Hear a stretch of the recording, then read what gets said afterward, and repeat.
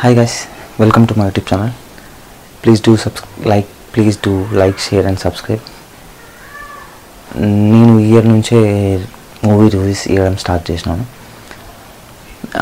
ఈ ఇయర్లో నేను ఫస్ట్ చూసిన మూవీ అయితే గేమ్ చేంజర్, తర్వాత డాకు మహారాజ్, తర్వాత సంక్రాంతికి వస్తున్నాం. మొత్తం త్రీ మూవీస్ నేను చూసేసిన. ఈ 3 మూవీస్లో ఏదిరా ఎగ్జాక్ట్ సంక్రాంతి విన్నర్ అని అంటే నా పర్సనల్ ఒపీనియన్ ప్రకారం ఫస్ట్ ప్లేస్ అయితే నాకైతే Daaku Maharaj, second is game changer, third is సంక్రాంతికి వస్తున్నాం. ఈ 3 నాకు పర్సనల్గా నా ఈ ఆర్డర్ ప్రకారం నాకు నచ్చిన మూవీస్. ఫస్ట్ థింగ్ ఇప్పుడు నేను లోయర్ ఆర్డర్ నుంచి వచ్చేస్తే సంక్రాంతికి వస్తున్నాం ఎందుకు కూడా నచ్చలేదు అంటే F3 నచ్చిన వాళ్ళకి ఖచ్చితంగా సంక్రాంతికి వస్తున్నామని నచ్చుతుంది. F3 నచ్చలేదు అనుకో అసలు నచ్చదు సంక్రాంతికి వస్తున్నాం అనేది. బట్ కంపారిటివ్లీ F3 కన్నా సంక్రాంతికి వస్తున్న మూవీ బెటర్ కంపారిటివ్లీ F3 కన్నా. అట్లీస్ట్ కొంచెం నచ్చుతుంది సంక్రాంతికి వస్తున్నామని. అది ఇప్పుడు నేను ఇంకా సంక్రాంతికి వస్తున్నామనే మూవీలో నీకు ఏం నచ్చలేదు అంటే నా పర్సనల్ ఎక్స్పీరియన్స్ ప్రకారం ఫస్ట్ ఆఫ్ ఆల్ ఆ క్రింజ్ కామెడీ ఇంకా అలాగే కొనసాగిస్తూనే ఉంటుంది. ఎక్కువ చోటు అనిల్ రావిపూడి మూవీస్లో నేను చూసిన సర్లేరు, నీకెవరు, పటాస్, ఈ 2 మూవీస్ అండ్ సుప్రీం కూడా పర్లేదు బాగానే ఉంటుంది. ఈ 3 మూవీస్ కాకుండా ఇంకా ప్రతి మూవీలో స్టార్టింగ్ నుంచి ఎండింగ్ వరకు నీకు అంత క్రింజ్ కామెడీ తీసుకుపోయి లాస్ట్లో ఎమోషన్ ఫీల్ కారా అని అంటే అసలు అది ఇంపాసిబుల్. ఎమోషనల్గా ఫీల్ కాలేమో, అసలు సెట్టే కాదు. ఎందుకంటే స్టార్టింగ్ నుంచి అంతా నువ్వు ఒక విధమైన కామెడీ అవి ఇది అంతా మైండ్ అంతా డిస్టర్బ్ చేసి పడవచ్చు. లాస్ట్కి వచ్చి లేదు ఇది ఎమోషన్ ఇక్కడ ఫీల్ కావాలి అంటే అది నాకైతే ఇంపాసిబుల్, నాకైతే అసలు ఎక్కదు. అట్లా ఉంటే స్టార్టింగ్ నుంచి ఈచ్ అండ్ ఎవ్రీ పాయింట్లో నువ్వు ఎస్టాబ్లిష్ చేస్తూ రావాలి. నీ స్టోరీ మధ్యలో కామెడీ పెట్టుకోవచ్చేమో కానీ మొత్తం కామెడీ పెట్టి అక్కడక్కడ స్టోరీ పెట్టి లాస్ట్లో ఈ సినిమాకి ఇది కంక్లూజను, ఇట్లా ఉండాలి, ఇది ఇట్లా చేయాలి, ఇక్కడ ఫీల్ కావాలి మీరు అంటే అది అస్సలు వర్కౌట్ కాదు. స్టెప్ బై స్టెప్ నువ్వు స్టోరీలో కామెడీ పెట్టాలి. అనిల్ రావిపూడి మూవీస్ కంటే నాకు తెలిసి సినిమాలో మూవీస్ చాలా బెటర్. అట్లీస్ట్ ఫస్ట్ హాఫ్ అంతా కొంచెం హీరో ఇంట్రడక్షన్ వచ్చి కామెడీ వచ్చేసి సెకండ్ హాఫ్ మళ్ళీ విలన్ దగ్గరికి పోయి అక్కడ కామెడీ ఉంటుంది, క్లైమాక్స్లో సినిమా ఎండ్ అయిపోతుంది. అట్లనే ఉంటుంది సీరియస్ నోట్లో అక్కడక్కడ నా ఫైటింగ్స్ అవి ఇవి. అనిల్ రావిపూడి మూవీస్లో అస్సలు ఉండదు. ఈచ్ అండ్ ఎవ్రీథింగ్ కామెడీగానే ఉంటుంది, ఈచ్ అండ్ ఎవ్రీ ఫ్రేమ్. అది అస్సలు నచ్చదు నాకు అట్లా ఉంటాయి సినిమాస్లో. ఇప్పుడు స్టార్టింగ్ నుంచి హీరో ఇంట్రడక్షన్ నుంచి అది అసలు బాగోదు. నేను అసలు హీరో ఇంట్రడక్షన్లో వెంకటేష్ గారి ఇంట్రడక్షన్లో నాకు ఘర్షణ మూవీ గెటప్ ఎలా ఉంటాడో అలా ఉన్నారు. నేను ఫస్ట్ ఒక ఫ్యూ సెకండ్స్ నాకు నచ్చింది. ఇంట్రడక్షన్ బాగానే ఇచ్చినారు అని అనుకున్న టైంకి అక్కడ కూడా కామెడీ తీసుకొచ్చి అక్కడ కూడా క్లీన్ చేసి పడేసాను. అసలు వరస్ట్ అనుకున్నా.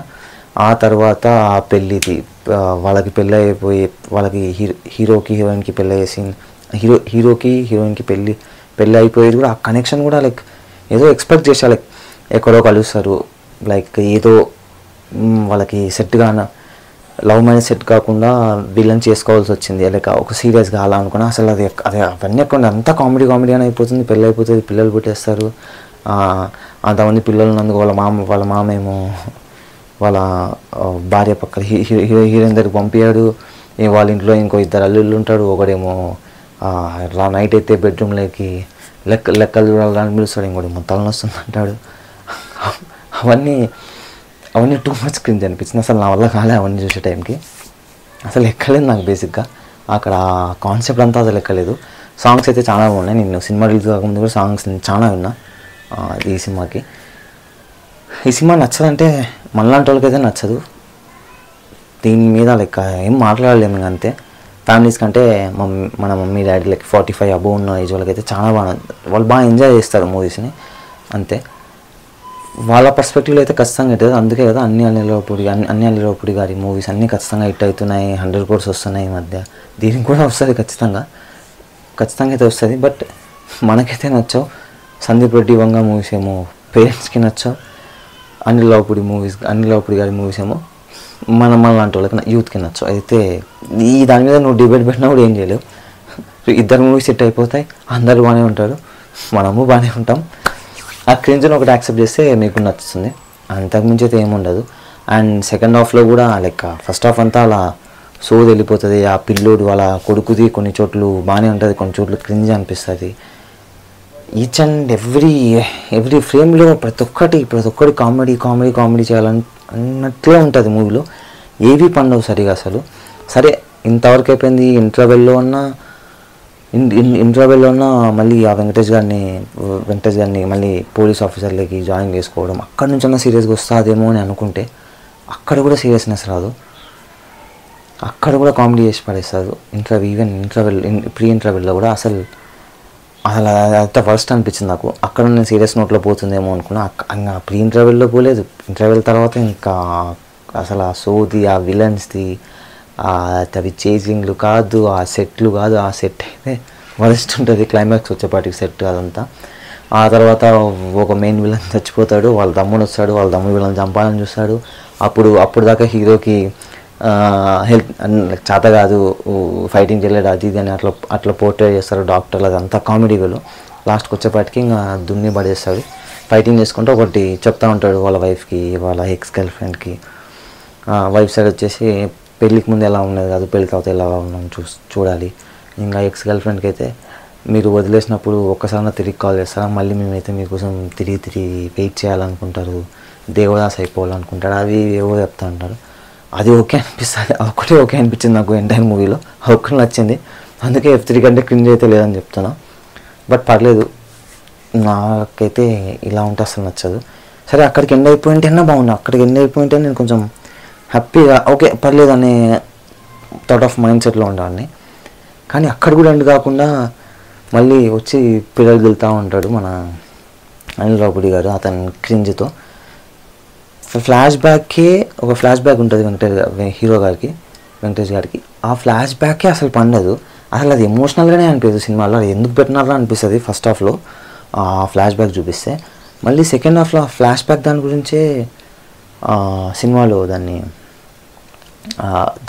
దాన్ని ఎమోషన్గా చూపించి ఆ ఫ్లాష్ బ్యాక్ నుంచి ఒక పాయింట్ తీసుకొచ్చి వాళ్ళ మాస్టర్ ఎవరో ఉంటాడు, ఏదో అయి ఉంటుంది సంథింగ్, దానికోసం అతను పరుగు పోయి ఉంటుంది, అతనికి మళ్ళీ రీబ్యాక్ అతన్ని మళ్ళీ మాస్టర్ లాగా చూడాలి అనేది అసలు వర్కౌట్ కాలే అనిపించింది నాకైతే.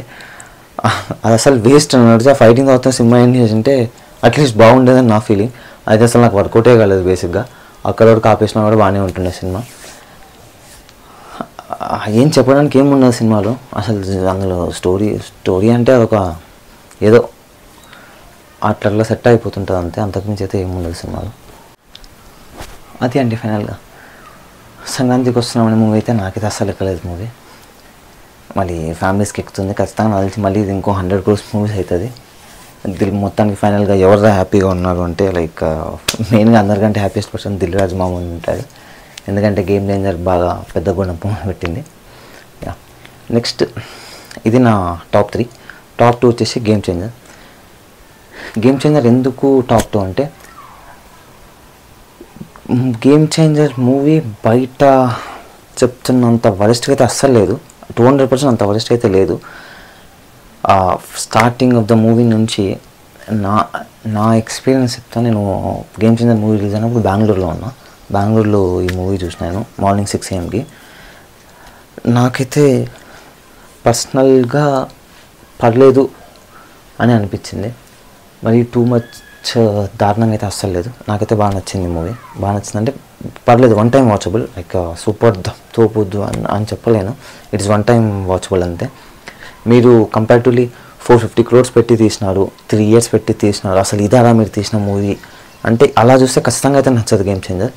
ఎలా అంటే జస్ట్ ఇప్పుడు మీరు మన సంక్రాంతికి వస్తున్న మూవీ ఏమైతే ఎక్స్పెక్టేషన్స్ లేకుండా అది ఇలాగే ఉంటుందేమో మూవీ అని వెళ్తే ఖచ్చితంగా నచ్చుతుంది, 200% నచ్చుతుంది. మీకు టూ మచ్ ఎక్స్పెక్టేషన్స్ వెళ్తే అస్సలు నచ్చదు, అసలు టూ మచ్ డిసప్పాయింట్ అయిపోతుంది బయట. అందుకే నాకు తెలిసి దానివల్ల నెగిటివిటీ ఎక్కువ ఉన్నట్టుంది. నేనైతే 0 expectationతో వెళ్ళిన. ట్రైలర్లో కూడా పెద్ద ఎక్స్పెక్ట్ చేయలేదు. నేను ఎక్స్పెక్ట్ చేసింది ఒకటి ట్రైలర్లో హెలికాప్టర్లో కత్తి పట్టుకొని వస్తుంటాడు కదా, అది నేను ఎక్కడో క్లైమాక్స్లో వస్తుంది ఫైటు దమ్ముంటే ఆపు తోపు అలా అలా అనుకున్నా, కానీ అది స్టార్టింగ్ ఇంట్రొడక్షన్లోనే వచ్చేస్తుంది, అది హీరో ఇంట్రొడక్షన్లో. అది కొంచెం కామెడీ కాదు, కొంచెం వింతగా అనిపించింది. పెద్ద వర్కౌట్ కాలే ఆ సీన్ మాత్రం. నేను ఫీల్ అయినా అక్కడ, అంటే దీనికైనా నువ్వు ఇంత మంచి కట్అవుట్ సీన్ దీనికైనా నువ్వు వాడిందని, లైక్ అది అక్కడ ఫీల్ అయినా. ఆ తర్వాత ఫస్ట్ హాఫ్లో ఒక కాలేజ్ డ్రామా అసలు అది లేదు, అసలు కాలేజ్ డ్రామానే ఉండదు ఫస్ట్ హాఫ్లో. అసలు కాలేజ్ బయట 2-3 సార్లు కలుస్తారు, లవ్ స్టోరీ అది ఇది ఉంటుంది. హీరోకి ఏమో యాంగ్రీ ఇష్యూస్ ఎక్కువ ఉంటాయి, హీరోయిన్కి అది నచ్చదు. అది నచ్చకుండా నీకు యాంగ్రీ వచ్చినప్పుడు దోప్ అనుకుంటూ కూర్చో ఉంటుంది. అన్న దోప్ అని జపం చేస్తుంటాడు. ఇంకా అంతకుమించి ఏముంది సినిమాలో ఫస్ట్ హాఫ్ అంతా. ఇంకా ఇందులో అన్నిటికంటే క్రింజ్ ఏంటంటే, ఒకసారి ట్రాఫిక్ పోలీసు ఆపుతాడు రామ్ చరణ్ గారిని, హీరో గారిని సినిమాలో. ఆపితే కొద్దిసేపు యాంగ్రీ ఎక్కువ ఉంటుంది కాబట్టి కొద్దిసేపు కంట్రోల్ చేసుకుంటాడు, రబ్బర్ బ్యాండ్ పెట్టుకొని ఇలా టక్ టక్ టక్ అనుకుంటుంటాడు. అది తీయిపోయిన వెంటనే అసలు అట్లీస్ట్ కొట్టింటేనే బాగుందని నేను ఫీల్ అయినా. ఆ తర్వాత ఆ సీన్ తర్వాత కొట్టకుండా రోడ్ మీద డ్యాన్స్ చేస్తాడు. అదైతే ఖచ్చితంగా వరుస్తుంది, అస్సలు లెక్కలేదు నాకు. అండ్ ఇలా ఫస్ట్ హాఫ్ అంతా అసలు అదైతే శంకర్ మార్క్ అదంతా సోది చాలా వరస్ట్ సోది ఉంటుంది. ఎక్కడ నువ్వు ఫీల్ కావు, ఏదో వెళ్తుంది అన్నట్టే ఉంటుంది మూవీ అంతా. లైక్ ప్రీ ఇంటర్వెల్ సీన్ మాత్రం హైలైట్ ఉంటుంది. Like S J Surya garu face to face scene with Ram Charan గారితో. అండ్ ప్రీ ఇంటర్వెల్లో మీటింగ్లో జరిగే డ్రామా కానీ అక్కడ అదంతా సినిమాని ఒక రేంజ్కి లేపేస్తుంది. ఫస్ట్ హాఫ్ నుంచి ఇలా పోతున్న మూవీని ఇలా లేచి పెట్టింది నా ప్రకారంగా, ఇక్కడ దాకా తీసుకొచ్చింది మూవీ. ఆ తర్వాత సెకండ్ హాఫ్లో మళ్ళీ అప్పన్న క్యారెక్టర్ వస్తుంది. ఇట్లా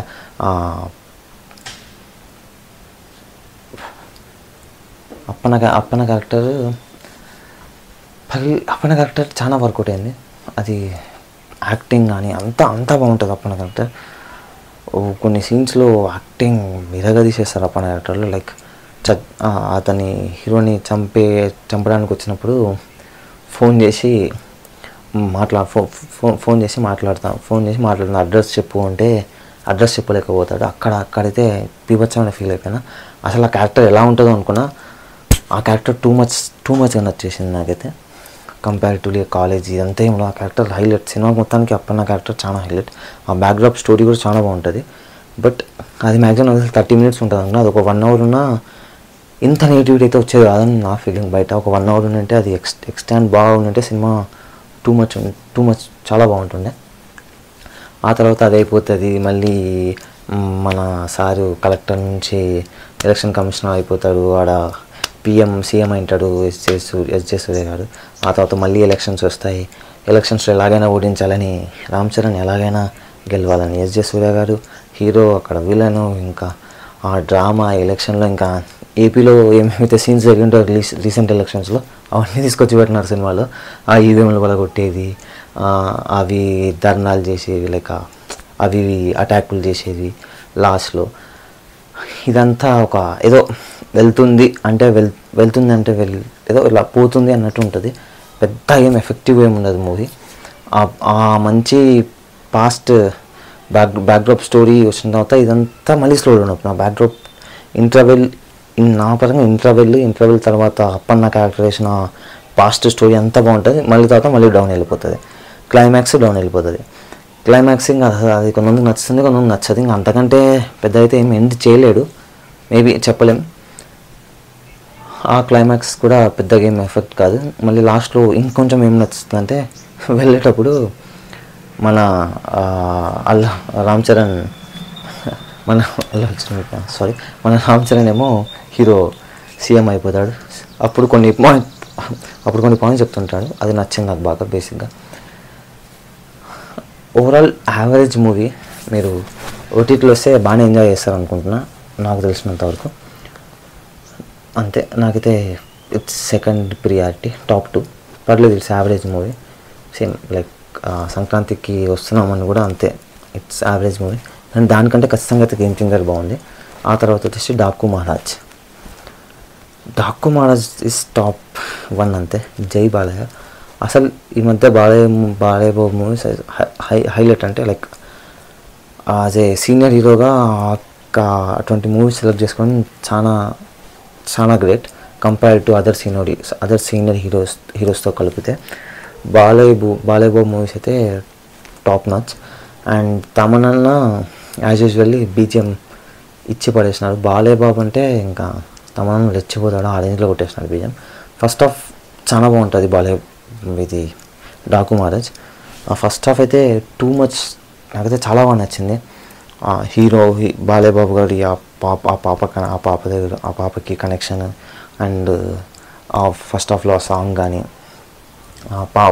పాపది బాలయ్య బాబు గారిది సాంగ్ కానీ హైలైట్ నచ్చింది. నాకైతే చాలా బాగా నచ్చినాయి ఇవన్నీ. అండ్ నెక్స్ట్ కొన్ని సీన్స్ కానీ ఫైటింగ్స్ కానీ టేకింగ్ విధానం కూడా నచ్చింది. And like even BGM every time Balayya Babu entry ప్రతిసారి బీజిఎం హైలైట్ ఉంటుంది. ఇంకా నాకు స్పెషల్గా నచ్చిన దాంట్లో అయితే ఎంటైర్ మూవీలో స్పెషల్గా నచ్చినది ఏంటంటే, ఇప్పుడు ఆ పాపని చంపడానికి వస్తుంటే ఆ పాప పారిపోయే టైంకి ఎక్కడికైనా పారిపోయి మళ్ళీ రివర్స్ స్లోగా వస్తుంటుంది. అప్పుడు ఫస్ట్ టైం రివర్స్ స్లోగా వస్తుంటుంది. మళ్ళీ ఆ పాప రివర్స్ వస్తుంటే బాలయ్య బాబు స్లోగా ఒక ఎండ్ నుంచి యువతలకు వస్తుంటాడు. ఆ సీన్ హైలైట్ అనిపించింది. అక్కడ బీజిఎం కానీ ఇంకా టాప్ నాచ్ ఉంటుంది. ఇంకా అసలు ఇంటర్వెల్కి వచ్చేపాటికి ఇంటర్వెల్ సీన్ హైలైట్. హీరోకి విలన్కి మొత్తానికి సినిమా మధ్యలో ఎక్కడ న్యాయం జరిగిందంటే ఇంటర్వెల్ ఒకటి, ప్రీ ఇంటర్వెల్ ఒకటి. యాక్చువల్గా ప్రీ ఇంటర్వెల్లో లైక్ ఆ పాప వాళ్ళ ఫ్యామిలీని అందరిని చంపడానికి అందరు వస్తారు. అప్పుడు బాలయ్య బాబు అక్కడ కాపాడి కొన్ని విలన్ వాళ్ళ తమ్ముడిని చంపేయాలని ట్రై చేస్తారు. ఆ విలన్ వాళ్ళ తమ్ముడు విలన్ చంపేయడానికి ట్రై చేస్తాడు. లాస్ట్లో నేను ఒకరిని చంపుతున్నా, ఎవరిని చంపుతున్నాను, డాకుని చంపుతున్నా, నీకు గిఫ్ట్ ఇస్తున్నా అని వాళ్ళ అన్నకు ఫోన్ చేసి చెప్తా అంటాడు బాయ్ దానికి. అప్పుడు మన విలన్ అప్పుడు స్క్రీన్ మీద కనిపిస్తాడు. విలన్ ఏమో ఎక్కడో మంచిలో పులిని చంపడానికి ట్రై చేస్తుంటాడు. అప్పుడు ఆ ఎలివేషన్ హైలైట్ ఉంటుంది. విలన్ ఏమో వాడంత ఈజీ చావాడు, వాడు పులి లాంటోడు, వాడిని చంపాలంటే చాలా చాలా జాగ్రత్తగా ఉండాలి, అది ఇది అని చెప్తుంటారు. ఆ డైలాగ్ ఆ సీక్వెన్స్ హైలైట్ ఉంటుంది ఇంటర్వెల్లో. లైక్ ఎలా అంటే బాలయ్య బాబు ఏమో పులి, అక్కడేమో ఇంకో విలన్ ఉంటాడు. ఇంకో ప్యారలల్ ఫ్రేమ్లో విలన్ ఏమో పులిని చంపడానికి ట్రై చేస్తుంటాడు. ఇక్కడ బాలయ్య బాబు దగ్గర ఫైటింగ్ జరిగే దగ్గరేమో హీరో వాళ్ళందరినీ చంపేస్తాడు. ఇక్కడేమో విలన్ ఏమో పులిని చంపేస్తాడు. అలా ఆ సీన్ హైలైట్ అనిపించింది నాకు. అక్కడ బీజిఎం అంతా ఇంటర్వెల్ వరకు టాప్ నాచ్ అనిపించింది సినిమా. ఇంటర్వెల్ తర్వాత మళ్ళీ సేమ్ రొటీన్ టెంపుల్ స్టోరీసే. ఏదో ఒక ఊరికి లైక్ వాళ్ళ ఊర్లో నీళ్ళు ఉండవు అంటే లైక్ విలన్స్ అక్కడ మార్బుల్స్ అంతా తవ్వించుకుంటూ వాటర్ వాళ్ళకి పంపేయకుండా వాళ్ళని బానిసలను చేసుకోవడం, ఎవరో ఒకరు వచ్చి కాపాడతారని, మళ్ళీ హీరోని వచ్చి కాపాడతారు. ఇదంతా ఇంకా ఇదంతా టెంప్లెట్ స్టోరీయే. అండ్ క్లైమాక్స్ కూడా అంతే ప్రిడిక్టబులే, పెద్ద ఏముండదు. ఓకే క్లైమాక్స్ ఉంటుంది. అంతా క్లైమాక్స్ అయినా ఏదైనా సరే అంతా ఓకేనే అనిపిస్తుంది. అండ్ సెకండ్ హాఫ్లో పెద్ద విలన్కి ఏమి అంత హైప్ ఇచ్చే సీన్స్ అయితే ఎక్కడ ఉండవు. అపార్ట్ ఫ్రమ్ ప్రీ ఇంటర్వెల్ తప్పించి ఎక్కడ ఉండవు విలన్కి హై ఇచ్చే సీన్స్. ఓవరాల్గా మాత్రం సినిమా అయితే బాగానే ఉంటుంది. ఈ 3 మూవీస్లో కలిపితే Daaku Maharaj is a clean cut winner నా ప్రకారం ఈ సంక్రాంతికి. అంతే, అదే డాకు ఈజ్ టాప్ 1, 2 వచ్చేసి గేమ్ చేంజర్, 3 వచ్చేసి సంక్రాంతికి వస్తున్నాం. అంతే ఈ త్రీ మూవీస్. ఇది నా ఫస్ట్ రివ్యూ. మేబీ ఎలా ఇచ్చానో నాకు కూడా తెలియదు. ఖచ్చితంగా ఇంప్రూవ్ అయితే అవుతా. ఇంకా డీటెయిల్గా ప్రాపర్గా చెప్పడానికి. ఇదైతే నేను ఏది రాసుకోలేదు. లైక్ ఎలా చెప్పాలి, ఏవి ఉంటే అన్ని మైండ్లో ఏది ఉంటే అలా చెప్పేస్తా వస్తున్నా. ఒక్కొక్క మూవీ ఏ మూవీకి సంబంధించిన ఆ మూవీ అంతా. నెక్స్ట్ టైం ఇంకా బాగా ప్రిపేర్డ్గా ఇంకా బాగా చేస్తా. కీప్ సపోర్టింగ్ మీ. ఖచ్చితంగా కన్సిస్టెన్స్గా వీడియోస్ చేస్తూ ఉంటా. ఈవెన్ రివ్యూస్ ఖచ్చితంగా చేస్తూ ఉంటా ప్రతి మూవీ. అండ్ చిన్న షార్ట్స్ కూడా అప్లోడ్ చేస్తుంటా like based upon the software life. And నాకు బొక్కలో సాఫ్ట్వేర్ అని మిమ్ పేజ్ కూడా ఉంది. ఫస్ట్ నాకు ఉంది మిమ్ పేజే, రీసెంట్గానే యూట్యూబ్ ఛానల్ స్టార్ట్ చేసిన.